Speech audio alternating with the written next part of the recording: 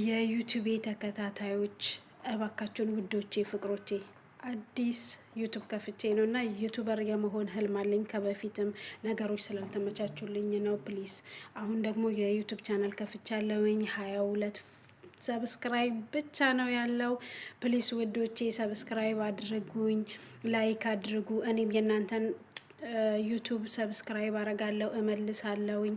እና ውዶቼ እኛ ማለት ነው የሰውን ዩቲዩብ ቲክቶክ እያበረታታን እስካሁን ለራሳችን ምንም ነገር ሳናረግ፣ ከዚህ በኋላ ግን አንድም ሰው ለራሱ መጠቀም አለበት ብዬ ስለማምን እኔም ወደ ዩቲዩቡ ተቀላቅያለሁኝ።